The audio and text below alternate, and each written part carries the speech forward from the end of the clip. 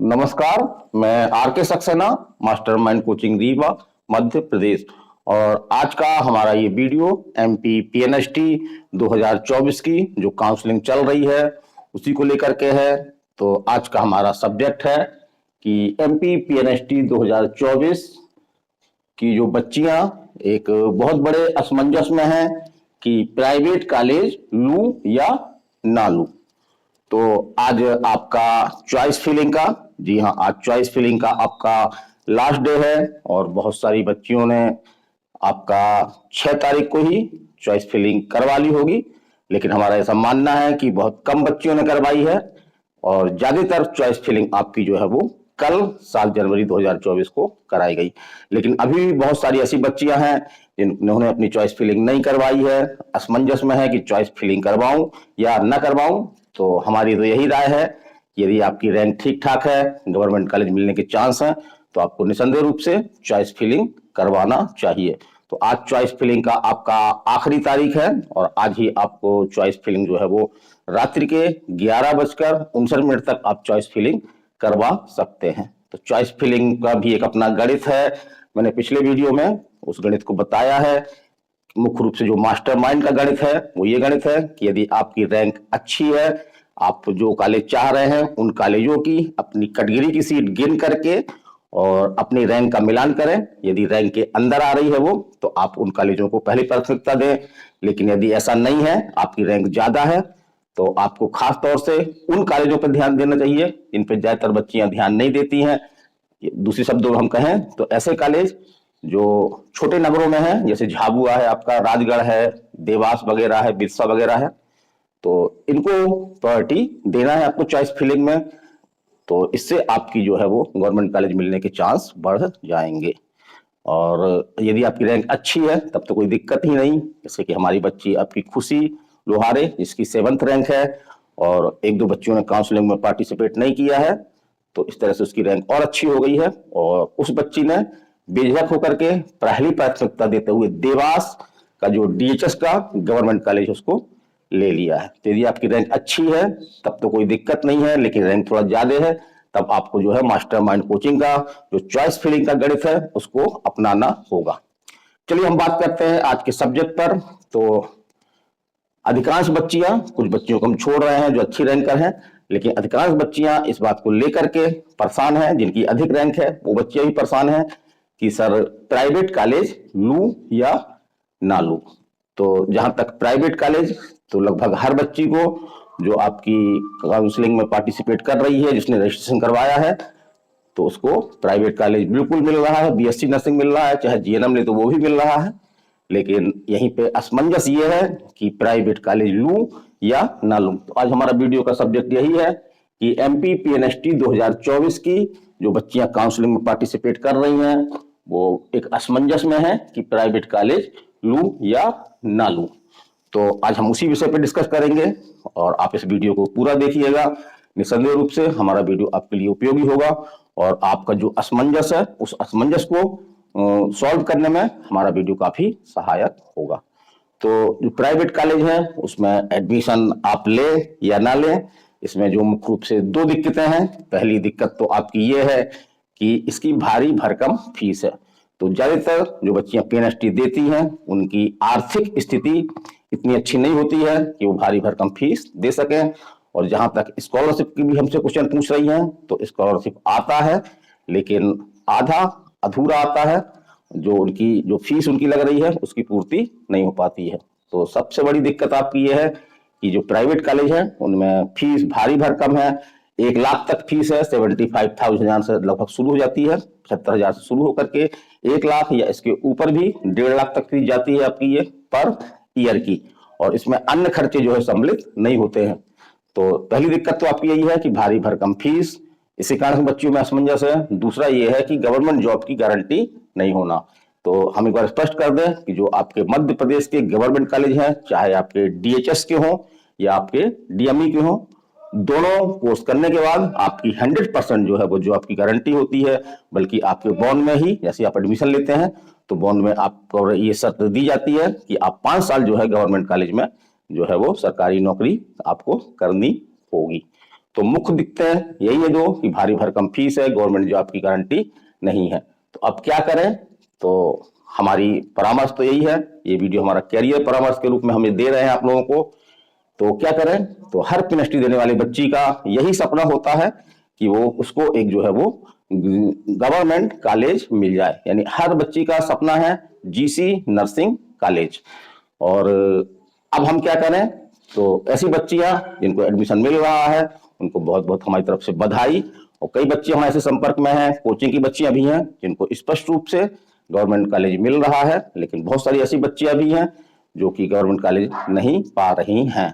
और मुख्य रूप से ऐसी दिक्कतें भी आई हैं कि जिन बच्चों को गवर्नमेंट कॉलेज मिल जाना चाहिए था, लेकिन जो सीटों में आपकी कमी की गई है, 18 सीट आपकी आनी चाहिए थी, लेकिन मात्र जो है वो 1340 सीटें ही आपकी गवर्नमेंट सीटें हैं। तो एक प्रकार से बहुत सारी ऐसी बच्चियां जिनको सिलेक्शन के चांस थे, गवर्नमेंट कॉलेज मिलने के चांस थे, उनको भी गवर्नमेंट कॉलेज नहीं मिल पा रहा। तो ऐसी बच्चियों के लिए खासतौर से हमारा जो है वो एक सुझाव है, आप हमारा सुझाव माने या न माने कोई बाध्यता नहीं है, लेकिन हमारा सुझाव यही है कि पीएनएसटी 2025 का शेड्यूल आपका आ चुका है। ईएसपी द्वारा इसका शेड्यूल बकायदा अपने नोटिफिकेशन में दे दिया है, और अप्रैल 2025 में जिस तरह की पूरी उम्मीद है, उसने कहा भी है कि आपका जो है वो पीएनएसटी 2025 का नोटिफिकेशन आ जाएगा। और एग्जाम के बारे में भी स्पष्ट निर्देश है उसमें कि एग्जाम आपका जो है वो जून माह में, जून 2025 में हो जाएगा। तो इस तरह से आपकी जो है एक गवर्नमेंट सीट जो आपका इंतजार कर रही है, और मात्र दूरी कितनी है? मात्र 5 माह की दूरी है। तो 5 माह आप एक तैयारी करके और गवर्नमेंट नर्सिंग कॉलेज जो है प्राप्त कर सकते हैं।